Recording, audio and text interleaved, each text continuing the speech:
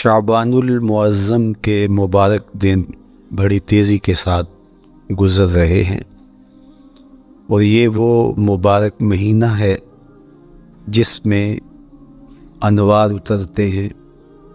माह शाबान में रमज़ानुल मुबारक का शिद्दत से इंतज़ार करना, इसकी हमें तरग़ीब दी गई है। बल्कि रजब का चाँद तुलू होते ही ये दुआ मांगा करते थे मेरे और आपके आका व मौला कि अल्लाह हमें शाबान तक और फिर रमज़ानुल मुबारक तक पहुँचा दे। इस महीने का आने वाले मौसम नूर का इस्तक़बाल करना, उसके शौक़ में बेताबियों का इज़हार करना, ये अल्लाह जल्ला शानहू के साथ मोहब्बत की अलामत है। शाबानुल मुअज़्ज़म के दिन तो गिन गिन के गुजारे जाएं कि इतने दिन रह गए हैं रमज़ानुल मुबारक में, अब इतने दिन रह गए हैं रमज़ानुल मुबारक में। इंसानी ज़हन में ये सवाल पैदा हो सकता है कि मुतय्यना वक्त पर तो उस महीने ने आना ही है और अगर ज़िंदगी मौजूद रही तो उसको पा ही लेंगे, तो इस शिद्दत से इंतज़ार करने का क्या मतलब? तो उसका जवाब ये है, बैरून मुल्क से किसी के बुज़ुर्ग ने, वालिद ने या किसी के बेटे ने आना हो तो वो 2 माह कबल ही आँखें फ़र्श रा किए होते हैं और गिन गिन के दिन गुजार रहे होते हैं, और जो ही लम्हे करीब आते हैं तो फिर घड़ियां और सातें भी गिनी जाती हैं। बार बार घड़ी देखते हैं, अभी तक पहुंचे नहीं, जबकि ये तय है कि 5:00 पे फ़्लाइट उतरेगी। तो बार बार घड़ी देखने का मतलब लाहौर से 2 घंटे यहाँ गुजरांवाला में पहुँचते हुए लगेंगे, लेकिन हर 10 मिनट के बाद के ज़रा पता करो कहाँ तक पहुँचे हैं। क्या मतलब इसका? मतलब इसका ये है कि जब सीने में किसी का इंतज़ार रखा हुआ हो तो फिर बेताबियाँ, बेचैनियाँ, इज़्तिराब मौजूद होता है।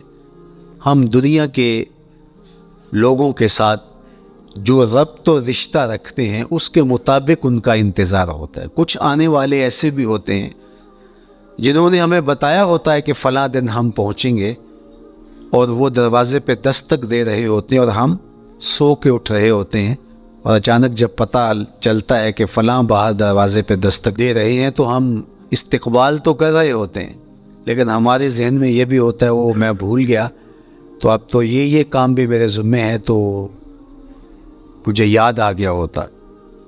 तो जिन लोगों के लिए दिल में मोहब्बतों की जगह हो तो उनके लिए फिर सारे काम मुअख्खर करके उनके इस्तक़बाल किए जाते। ये महीना अल्लाह की रहमतों का मौसमी बहार है। छम छम रहमतें बरसती हैं, अनवार उतरते हैं, गुनहगारों को आतिश दोज़ख से निजात बख्श दी जाती हैं। तो इसका इस्तक़बाल करना, इसके लिए इंतज़ार करना, गिन गिन के दिन गुजारना, लम्हे और साआतें बसर करते हुए बार बार माह सियाम का ज़िक्र करना, इस महीने के साथ मोहब्बत की दलील है, और इस महीने के साथ मोहब्बत अल्लाह से मोहब्बत की दलील है। इसलिए इस महीने का इस्तक़बाल करना, इसके लिए तैयारी करना, अपने घर को साफ़ करना, इसके लिए अपनी औलाद के दिल में शौक़ पैदा करना और माहौल पहले पैदा करने की कोशिश करना, ताकि जो ही ये माह जलवागर हो तो रोज़ा रखने का मिजाज पैदा हो चुका हो, तिलावत कलाम मजीद का मिजाज पैदा हो चुका हो, दीगर नवाफिल और अच्छे आमाल बजा लाने की आदत पड़ चुकी हो।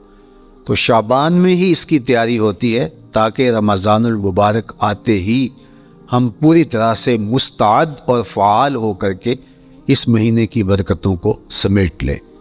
अल्लाह के महबूब अलैहिस्सलाम ने इरशाद फरमाया کہ جب ماہ سیام آتا ہے فتحت ابواب الجنہ، تو جنت کے 8 دروازے کھول دیے جاتے ہیں۔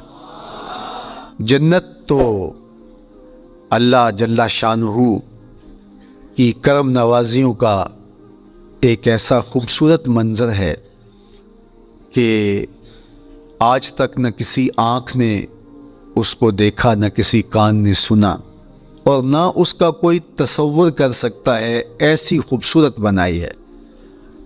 وہاں کی ہوائیں جب چلتی ہیں تو گرد نہیں اڑتا، کستوری اڑتی ہے۔ وہاں دودھ کی، شہد کی، مائع معین، کوثر، سلسبیل کی نہریں بہتی ہیں، موتی زمرد کے محلات بنے ہوئے، وہ خوبصورت محل اور وہ خوبصورت جنت کا ماحول۔ لیکن اس کے باوجود اس خوبصورت جنت کو، مرصع جنت کو، نظیف ترین بقعۂ رحمت کو 11 ماہ تک رنگ و روغن کیا جاتا ہے رمضان المبارک کے استقبال کے لیے، اور جب یہ مہینہ آتا ہے تو اس کے دروازے کھول دیے جاتے ہیں۔ اور جنت کے 8 دروازوں میں سے ایک دروازے کا نام باب الریان رکھا گیا ہے، جو صرف روزہ داروں کے اعزاز و تکریم کے لیے ہے۔ روزہ دار اس دروازے سے گزر کے جنت جانے۔ تو آپ اندازہ کیجئے کہ اللہ نے اس ماہ مبارک کو کیا عزت دی ہے، کیا پروٹوکول دیا ہے، کیا تکریم بخشی ہے کہ نبیوں کا امام، امام المرسلین، خاتم الانبیاء، محبوب خدا اس مہینے کے لیے منتظر رہتے کہ یہ مہینہ آنے والا ہے، یہ مہینہ آنے والا ہے۔ حضرت سیدنا سلمان فارسی رضی اللہ تعالی عنہ فرماتے ہیں کہ شعبان کی آخری تاریخ کو حضور نے ایک خطبہ ارشاد کیا۔ بعض علماء نے کہا کہ یہ شعبان کا آخری جمعہ تھا، یا ہو سکتا ہے کہ آخری جمعہ 29 شعبان کو ہی ہو۔ تو رمضان المبارک سے قبل حضور نے یہ خطبہ ارشاد کیا، جو مختلف کتب احادیث میں موجود ہے۔ یا ایھا الناس، اے لوگو، قد اظلکم شہر عظیم، اللہ نے تمہارے اوپر ایک بہت پاکیزہ، پر نور، عالی مرتبت مہینہ سایہ فگن کر دیا ہے۔ شہر فیہ لیلۃ خیر من الف شہر، اس مہینے میں ایک ایسی رات ہے جو 1000 مہینے سے بہتر ہے۔ جعل اللہ صیامہ فریدہ و قیام لیلۃ تطوع، اس مہینے کے دن کے روزے فرض قرار دیے گئے اور راتوں کا قیام نفل بنایا گیا۔ تراویح کی صورت کے اندر راتوں کے قیام کا ماحول پیدا ہوتا ہے، صلاۃ اللیل پڑھی جاتی ہے، نوافل پڑھے جاتے ہیں کثرت کے ساتھ۔ یہ اس مہینے کی شانیں ہیں، یہ اس مہینے کی رونقیں ہیں۔ اس مہینے میں اللہ تعالیٰ نے خاص کرم نوازیاں عطا کی ہیں اہل ایمان کو۔ وَمَن تَقَرَّبَ فِيهِ بِخَصْلَةٍ مِّنَ الْخَيْرِ كَانَ كَمَنْ أَدَّى فَرِيضَةً فِيمَا سَوَاهُ، ایک نفل کا ثواب ایک فرض کے برابر اس مہینے میں کر دیا جاتا ہے۔ وَمَنْ أَدَّى فَرِيضَةً كَانَ كَمَنْ أَدَّى 70 فَرِيضَةً فِيمَا سَوَاهُ، اور اگر کوئی ایک فرض ادا کرتا ہے تو اس کو 70 فرائض کا ثواب ملتا ہے۔ اس قدر نیکیوں کا اجر بڑھا دیا جاتا ہے، ان کی قیمت بڑھا دی جاتی ہے اس مہینے میں۔ اور پھر ارشاد فرمایا وَهُوَ شَهْرُ الصَّبْرِ، یہ صبر کا مہینہ ہے۔ ہونے کے باوجود بھی انسان تناول نہیں کرتا، ٹھنڈا میٹھا مشروب میسر ہے اور زبان کانٹا بن گئی، حلق خشک ہو گیا، لیکن اس کے باوجود بھی ایک گھونٹ حلق سے نیچے اتارنے کا روادار نہیں ہوتا۔ وضو کرتے بھی احتیاط کرتا ہے، کوئی قطرہ آب حلق سے نیچے نہ ٹپک جائے۔ تو یہ صبر سے کھاتا ہے، جب ہو بھی تو انسان اس سے گریز کرے، تو جب ہوگا نہیں تو پھر انسان صبر کا عادی بن جاتا ہے، تو یہ صبر کی عادت ڈالتا ہے، یہ شہر الصبر ہے۔ پھر فرمایا والصبر ثوابہ الجنہ، اور سنو صبر کا ثواب جنت ہے۔ جو شخص صابر ہوتا ہے اس کا صلہ جنت کی صورت میں عطا کیا جائے گا۔ वशहर المواسات, اور یہ ہمدردی کا مہینہ ہے, باہمی پیار کا مہینہ ہے, الفت بانٹنے کا مہینہ ہے, نرم دلی کا مہینہ ہے, ایک دوسرے کے احساس کا مہینہ ہے. جب کوئی شخص بھوک اور پیاس کاٹتا ہے تو اس کو پھر محسوس ہوتا ہے, بالخصوص امراء, کہ بھوک کیا بلا ہوتی ہے, اور جو نان شبینہ کو ترستے ہیں اور جنہیں کھانا میسر نہیں آتا ان کی زندگیاں کتنی تلخ ہوتی ہیں. تو بھوک اور پیاس احساس پیدا کرتی ہے ان لوگوں کا کہ جو اللہ کی دی ہوئی نعمتوں سے محروم ہیں. تو اس لیے یہ ایک قسم کا رحم دلی کا مہینہ ہے, پیار بانٹنے کا مہینہ ہے, یہ الفتیں تقسیم کرنے کا مہینہ ہے. وَشَهْرٌ يُزَادُ فِيهِ رِزْقُ الْمُؤْمِنِ, اور یہ ایسا مبارک مہینہ ہے جس میں مومن کا رزق بڑھا دیا جاتا ہے. روزہ کھانا بچانے کے لیے, یہ اخراجات کم کرنے کے لیے نہیں ہے, بلکہ اس میں آپ کا رزق اور بڑھ جاتا ہے. ایسی ایسی نعمتیں کھانے کو ان لوگوں کو بھی نصیب ہو جاتی ہیں عام دنوں میں جو ان کا مقصوم نہیں ہوتی. دسترخوان لگتے ہیں, افطاریاں ہوتی ہیں, سحری کے لمحات ہوتے ہیں. کوئی کسی کو ویسے کھانا کھلائے تو اس دسترخوان پہ کھانے کے لیے آنا اس کا اور رنگ ہوتا ہے. لیکن افطار کا دسترخوان جب بچھتا ہے اور لوگ جب اس کے اوپر آتے ہیں, امیر بھی آتے ہیں, غریب بھی آتے ہیں, تو اللہ کی دی ہوئی نعمتیں جو دسترخوان پہ پڑی ہوتی ہیں ان کو اٹھاتے ہیں, کام و دہن کی تسکین کا سامان کرتے ہیں. عزت نفس بھی مجروح نہیں ہوتی اور طرح طرح کی نعمتیں کھانا بھی دستیاب ہو جاتی ہیں. تو یہ ایک مہینہ ہے مواسات کا, اس میں رزق بڑھ جاتا ہے اور غرباء تک بھی اللہ کی نعمتیں وہ پہنچتی ہیں جو عام دنوں میں ان کو میسر نہیں ہوتی. اور امراء بھی نعمتوں کا لطف لیتے ہیں, نعمتوں کا مزہ انہیں آتا ہے, اس لیے کہ بھوک کاٹنے کے بعد جب ان کو نعمت میسر آتی ہے تو پھر انہیں احساس ہوتا ہے. جو شخص ہر وقت سیراب رہتا ہے تو اس کو کیا پتا کہ شدید بھوک کے بعد کھانے کا لطف کیا ہوتا ہے. سخت پیاس کے بعد میٹھا اور ٹھنڈا مشروب جب رگوں کو تر کرتے ہوئے معدے تک پہنچتا ہے تو اس کی تراوت, اس کی ٹھنڈک, اس کی لذت, اس کا کیف و سرور, اس کی عذوبت کس طرح راحت بخشتی ہے. اسی لیے میرے اور آپ کے آقا و مولا نے ایک دوسرے مقام پہ ارشاد فرمایا, لِلصَّائِمِ فَرْحَتَانِ فَرْحَةٌ عِنْدَ فِطْرِهِ وَفَرْحَةٌ عِنْدَ لِقَاءِ رَبِّهِ. روزے دار کے لیے دو خوشیاں ہیں. ایک خوشی اسے تب ملتی ہے جب وہ روزہ افطار کرتا ہے, وہ لمحے مسرتوں کے ہوتے ہیں, ایک روحانی احساس ہوتا ہے. اتنا لمبا دن, اتنا سخت دن, گرمی کی شدت, مالک تیرا شکر ہے لمحہ اختتام پہنچا اور یہ اتنا لمبا دن تیرے حکم کی تعمیل کرتے ہوئے بسر ہو گیا. ایک تو روزہ کھولتے ہوئے وہ ایک سرشاری ہوتی ہے, وہ ایک لذت ہوتی ہے, روحانی تسکین ہوتی ہے. آج کل وہ افطار کے دسترخوان لگتے ہیں تو جس طرح ہمارے سارے معاملات جو ہیں وہ ملوث ہو گئے ہیں ریا سے, تصنع سے, اس طرح افطار بھی ایک فیشن کے طور پہ فروغ پا رہی ہے. تو اس میں امراء کو اور شخصیات کو بلایا جاتا ہے اور ایسے لوگ کثرت کے ساتھ ہوتے ہیں جن کا روزہ بھی نہیں ہوتا. تو پھر ظاہر ہے رسماً تو اتنی دیر تک وہ کچھ نہیں اٹھا سکتے جب تک اذان کی آواز نہیں آتی, افطار کے لمحے نہیں آتے. تو اس وقت جو روزہ دار ہوتا ہے جب وہ مشروب لے رہا ہوتا ہے, جب وہ کوئی لقمہ اتار رہا ہوتا ہے, تو اس کی جو فرحت ہوتی ہے, اور جس نے روزہ نہیں رکھا اور وہ بھی افطار کے دسترخوان پہ بیٹھا ہے, تو کیا اس کو کوئی روحانی حظ, کوئی سرور, افطار کے لمحوں کا کوئی لطف مل سکتا ہے؟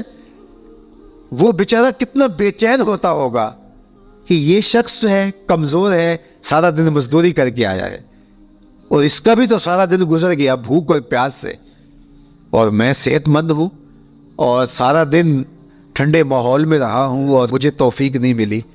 تو وہ گھونٹ کتنے مشکل اس کے لیے ہوتے ہوں گے. اور روزہ دار کے لیے کس قدر وہ آسودہ بخش لمحے ہوتے ہیں کہ جب اس کو یہ مسرت ہو رہی ہوتی ہے کہ مالک تیرا شکر, گرم موسم, زباں کانٹا حلق خشک، اور تو نے تکمیل تک لمحے پہنچائے اور میرا دن خیریت سے گزر گیا، تو وہ اس کے لیے ایک خوشی کا لمحہ، روحانی مسرت کی کیفیت۔ اور دوسری کہ جب وہ ٹھنڈا اور میٹھا مشروب، سارے دن کی سوکھی ہوئی زبان اور خشک حلق، اور انسان کی جو ہے وہ رگیں بھی، انتڑیاں بھی خشک ہو چکی ہوتی ہیں، تو ٹھنڈا اور میٹھا مشروب جب انسان کے معدے کی طرف بڑھ رہا ہوتا ہے، زبان بولے نہ بولے، ایک ایک رواں اللہ کی حمد بول رہا ہوتا ہے، اور تشکر انسان کے رگ و ریشہ سے ادا ہو رہا ہوتا ہے، اور اس کی کیفیت، اس کی سرشاریاں، اس کی لذتیں وہ دیکھنے کی ہوتی ہیں۔ تو کہا للصائم فرحتان، روزے دار کو تو ایک فرحت اس وقت ملتی ہے عند فطر ہی، جب وہ روزہ کھولتا ہے، روحانی فرحت بھی، جسمانی فرحت بھی۔ وَفَرْحَةٌ عِنْدَ لِقَاءِ رَبِّهِ، اور دوسری فرحت اور دوسری خوشی اسے تب ملے گی جب اس روزے کے صلے میں اللہ تعالیٰ اپنے رخ انور سے پردہ اٹھا دے گا اور روزہ دار کو اپنے دیدار کی دولت عطا کرے، تو وہ پھر منظر دیکھنے والا ہوگا، روزہ دار کی آنکھیں ٹھنڈی ہو جائیں گی۔ اصل افطار تو وہ ہوگی نا، اللہ اکبر، اصل تو شربت دیدار ملے گا جو روح کی پیاس بجھا دے گا، جو من کی بھوک مٹا دے گا۔ تو کہا للصائم فرحتان، فرحۃ عند فطرہ وفرحۃ عند لقاء ربہ، روزہ دار کے لیے دو خوشیاں ہیں، ایک خوشی وہ ہے جب اس کے جسم کی پیاس بجھتی ہے، اور ایک خوشی تب ملے گی جب روح کی بھوک مٹے گی، جب من کی پیاس بجھے گی، اور پھر وہ سرشاریوں کے عالم میں دیکھتا ہی چلا جائے گا، اور وہ سیراب ہی نہیں ہو پائے گا کہ میں ان دو آنکھوں سے دیکھ رہا ہوں، کاش کہ لو لو دے مڈ لک لک چشمہ، ایک کھولا تھے ایک کجا ہو۔ وہ اس آرزو میں ہوگا کہ میرا رواں رواں آنکھ بن جائے اور میں اس دیدار سے فیضیاب ہوتا چلا جاؤں۔ تو وہ کیا لمحے ہوں گے، وہ کیا گھڑیاں ہوں گی، وہ کیا ساعتیں ہوں گی، کوئی لفظ نہیں ہے جن لفظوں میں ان حقیقتوں کو بیان کیا جا سکے، اس لیے کہ وہ منظر ہی وراء الورا ہوگا۔ تو روزہ دار کو فرحت ملتی ہے جب وہ روزہ کھولتا ہے۔ فرمایا وَشَهْرٌ يُزَادُ فِيهِ رِزْقُ الْمُؤْمِنِ، اس میں مومن کا رزق بڑھا دیا جاتا ہے۔ وَمَنْ فَطَّرَ فِيهِ صَائِمًا كَانَ مَغْفِرَةً لِذُنُوبِهِ، جس نے روزہ دار کا روزہ افطار کروایا، اللہ کے محبوب فرماتے ہیں کہ ایک تو خود روزہ رکھا، اور دوسری سعادت یہ ہے کہ ماہ سیام میں روزہ دار کا روزہ افطار کروایا۔ آپ شریعت بیضاء کو بنظر عمیق مطالعہ کر کے دیکھیں، ماہ سیام میں بہت زیادہ اس بات پہ زور دیا گیا ہے کہ روزہ افطار کرواؤ۔ اپنے گھر میں بیٹھ کر کے روزہ افطار کر لینا یہ بھی سعادت مندی ہے، روزہ نصیب ہو جائے، لیکن اس بات پہ بہت زور دیا گیا ہے ماہ سیام میں کہ ایک ماحول پیدا ہو، لوگوں کو افطار کروائیں تاکہ تمام لوگوں تک اللہ تعالیٰ کی نعمتیں پہنچیں، اور لوگوں تک جو ہے وہ رمضان المبارک کی برکتیں پہنچیں۔ تو ارشاد فرمایا وَمَنْ فَطَّرَ فِيهِ صَائِمًا، جس نے روزے دار کا روزہ افطار کروایا، کَانَ مَغْفِرَةً لِذُنُوبِهِ، تو وہ افطار کروانے والوں کے گناہوں کی بخشش کا ذریعہ بن جائے گا، یہ افطاری گناہوں کی مغفرت کا سبب بن جائے گی۔ وَإِتْقَ رَقْبَتِهِ مِنَ النَّارِ، اور آتش دوزخ سے گردن کی آزادی کا مجدہ جاں فضا بن جائے گا یہ امر کہ اس نے کسی کا روزہ افطار کروایا۔ وَقَانَ لَهُ مِثْلُ أَجْرِهِ مِنْ غَيْرِ أَنْ يَنْقُصَ مِنْ أَجْرِهِ شَيْءٌ، اور روزہ افطار کروانے والے کو روزہ رکھنے والے جتنا اجر ہی دیا جائے گا، لیکن روزہ رکھنے والے کے اجر میں بھی کوئی کمی نہیں واقع ہوگی۔ جتنا اس نے سارے دن کی بھوک اور پیاس کاٹ کر کے تکلیف اٹھا کر کے روزہ رکھا، جس نے شام کو اس کو افطار کر دیا، اتنا ہی ثواب اس کو عطا کر دیا جائے گا، اس کا اجر کم کیے بغیر۔ اللہ اکبر، یہ امت کے لیے اللہ نے کیا پیکج دیا ہے، کیا کرم نوازیاں ہیں اس امت کے لیے۔ آقا کریم نے ارشاد فرمایا ایک شخص صبح سے لے کے ظہر تک مزدوری کرتا ہے، اس کو ایک قیراط دیا جاتا ہے، اور ایک شخص ظہر سے لے کر عصر تک مزدوری کرتا ہے اس کو بھی 1 قیراط دیا جاتا ہے، اور ایک عصر سے لے کر مغرب تک مزدوری کرتا ہے اس کو 2 قیراط دیے جاتے ہیں۔ فرمایا پہلی مثال یہود کی ہے، دوسری مثال نصارہ کی ہے، اور تیسری مثال میری امت کی ہے۔ یہودیوں نے اور عیسائیوں نے اس پہ اعتراض کیا کہ ہمارا اجر کیوں تھوڑا ہے، تو میرے اور آپ کے آقا و مولا نے فرمایا تمہارا تھوڑا نہیں، ہمارا زیادہ ہے۔ آج کل اگر 1000 روپیہ مزدوری چلتی ہو مزدور کی، تو کوئی شخص صبح سے شام تک ایک شخص سے مزدوری کروائے اور 1000 روپیہ دے دے، اور دوپہر کو اڈے سے جا کے ایک مزدور اور لے آئے اور شام کو اس کو بھی 1000 روپیہ دے آئے، اور ایک شخص کو عصر کے وقت لائے اس کو 2000 روپیہ دے دے، تو 1000 والا کہے کہ میرے سے زیادتی ہوئی ہے، تو اس سے زیادتی تو نہیں ہوئی، اسے تو پوری مزدوری دی گئی ہے۔ اب اس پہ مہربانی ہوئی ہے، اس پہ رحمت ہوئی ہے، تو کہا یہود اور نصارہ کی یہ مثال ہے، ایک صبح سے ظہر تک مزدوری کرے اس کو 1 قیراط، ایک ظہر سے عصر تک مزدوری کرے اس کو بھی 1 قیراط، اور تیسرا بہت تھوڑا وقت عصر سے مغرب تک مزدوری کرے اس کو 2 قیراط۔ کہا یہ امت محمدیہ علی صاحب الصلوات کو دیا گیا نور ہے۔ تو ایک شخص نے سویر سے لے کر شام تک روزہ رکھا، بھوک کاٹی، پیاس کاٹی، سخت شدت کی گرمی سہی، اور ایک شخص نے شام کے وقت اس کو روزہ افطار کروا دیا۔ اور سنو حضور علیہ الصلوۃ والسلام کا فرمان، جب حضور نے فرمایا کہ اس کو پورا اجر ملے گا پہلے کے اجر کو کم کیے بغیر، تو صحابہ کا تو دل تڑپنے لگا کہ یہ کتنی بڑی بات ہے۔ اب آپ جانتے ہیں کہ یہ زمانہ ایسی معاشی خوشحالیوں کا نہیں تھا، لوگوں کے پاس تو نان شبینہ بھی میسر نہیں ہوتا تھا، تو صحابہ نے جو سوال کیا، قالوا یا رسول اللہ صلی اللہ علیہ وسلم، انہوں نے کہا ہے اللہ کے پیارے رسول صلی اللہ علیہ وسلم، لیسا کلنا یجد ما یفطر الصائم، ہم میں سے تو ہر بندہ یہ طاقت نہیں رکھتا کہ روزہ دار کو روزہ افطار کروا دے، تو یہ اتنی بڑی سعادت، تو یہ تو پھر اہل زر ہی یہ سعادت حاصل کر پاتے ہیں، ہمارے جیسے لوگ تو پھر جو مال و دولت نہیں رکھتے تو وہ تو پھر یہ سعادت نہیں حاصل کر پائیں گے۔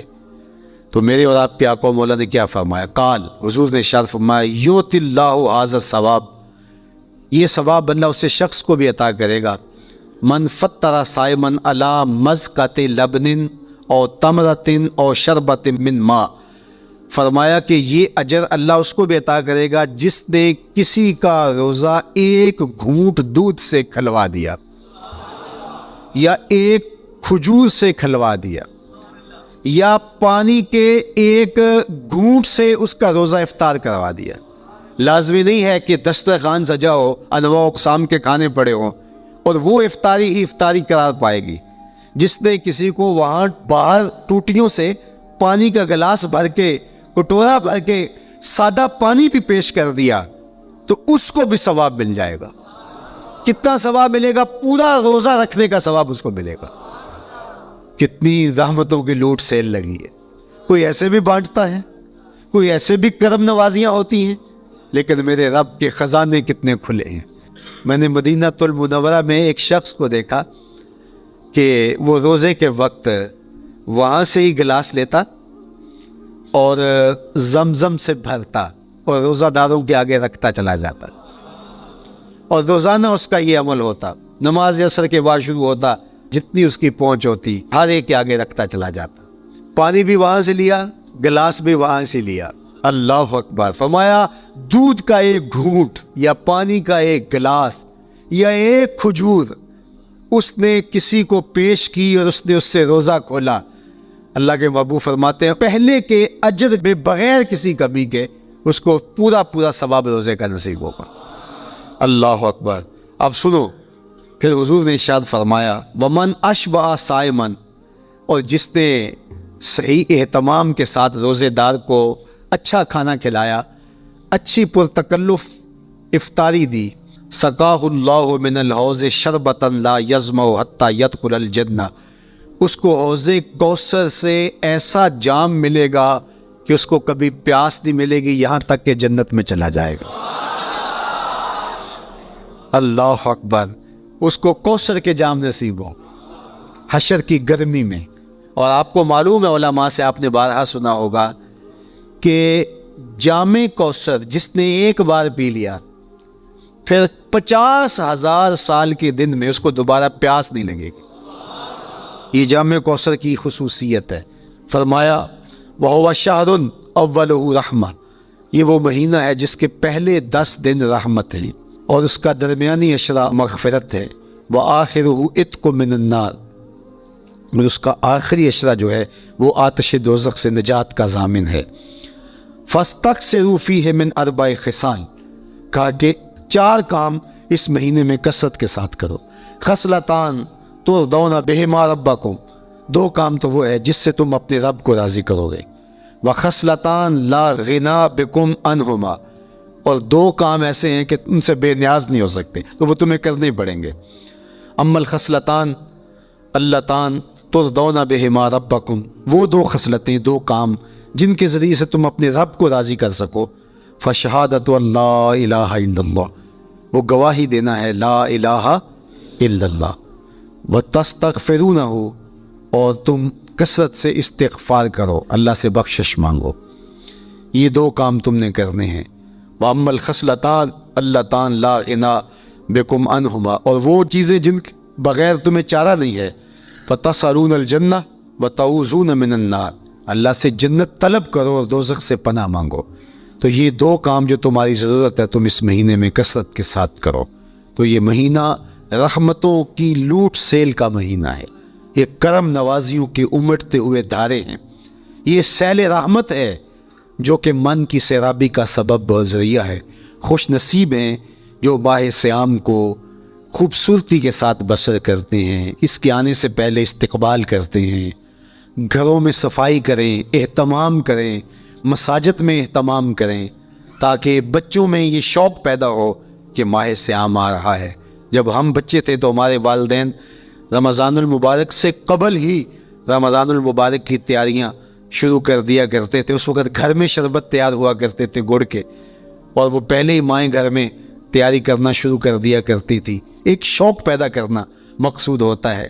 تو کچھ چیزیں ایسی ہیں کہ آرڈر لکھے اور 1 سیکنڈ میں گھر پہنچ جائے، لیکن کچھ چیزیں یہ جو ہے وہ تیار کرنی چاہیے، شوق پیدا ہو۔ گھروں کے اندر ماؤں کو چاہیے کہ افطاری کو اہتمام کے ساتھ تیار کریں تاکہ بچوں کو شوق پیدا ہو، اور یہ ایک ماحول پیدا ہو، قرآن مجید کی تلاوت کا ماحول پیدا ہو، جاگنے سونے کے جو ہے وہ شیڈول مرتب کیے جائیں، مساجد کی آبادی کا سامان کیا جائے۔ پچھلے سال تو بڑا اداس رمضان گزرا، اس لیے کہ کرونا کے حوالے سے جس طرح ملکی حالات تھے وہ آپ کے سامنے تھے۔ اس مرتبہ الحمدللہ اس طرح کے حالات نہیں ہوں گے، کچھ SOPs کو آپ کو فالو کرنا ہوگا، لیکن مسجدوں کی انشاءاللہ رونقیں بحال رہیں گی، اور صلاۃ و تراویح اور سحر و افطار کے لمحے، نوافل، تسبیحات، اذکار، نمازوں میں 5 گانہ حاضریاں، یہ کیسا خوبصورت ماحول ہوتا ہے، رحمتیں برس رہی ہوتی ہیں، انوار اتر رہے ہوتے ہیں، اور وہ کیا خوبصورت لمحے ہوتے ہیں اور کیا گھڑیاں ہوتی ہیں۔ انشاءاللہ امسال مرکز مصطفیٰ کے اندر صلاۃ التراویح کے لیے خاص طور پہ ہم اہتمام کر رہے ہیں۔ میری آرزو تھی کہ جب مرکز کی تکمیل ہو تو پھر رمضان المبارک کا اہتمام کے ساتھ جو ہے وہ ہم انتظام و انصرام کیا کریں گے، چونکہ اس سے قبل بہت سارے تعمیراتی کاموں کی وجہ سے ہم الجھے رہتے تھے، لیکن اللہ کے فضل سے اب مرحلہ اول کی تکمیل ہو گئی اور مرحلہ ثانی کی طرف ہم بڑھنے والے ہیں۔ تو اس رمضان المبارک کے اندر ہمارے لیے بیٹھنے کی جگہ، خواتین کے لیے انتظام، افطار کے لیے، سحر کے لیے، دوستوں کے لیے انشاءاللہ خوبصورت اہتمام ہوگا۔ بہت اچھے قاری قرآن جو ہے وہ صلاۃ التراویح پڑھائیں گے، تو وہ میٹھے اور دل آویز لہجے اور مرکز کا ماحول، انشاءاللہ ذکر و فکر کے حلقے بھی ہوں گے، دروس قرآن کے حلقے بھی ہوں گے، تو ایک ماحول انشاءاللہ پیدا ہو، اور انشاءاللہ میں بھی آپ کے ساتھ ماہ صیام میں موجود رہوں گا، افطار کے لمحوں میں بھی، سحر کے لمحوں میں بھی، تراویح میں بھی، نمازوں میں بھی انشاءاللہ۔ اور پھر جب ہم ہوں گے تو ماہ صیام ہوگا، رحمت کی گھڑیاں ہوں گی، اترتے ہوئے ادوار ہوں گے، محبتوں کا ہجوم ہوگا، افطار کے میلے ہوں گے، سحری کے خوشگوار لمحے ہوں گے، قرآن کی دل نواز صدائیں ہوں گی، اور مرکز مصطفیٰ کا نورانی پرکیف سرمدی ماحول ہوگا.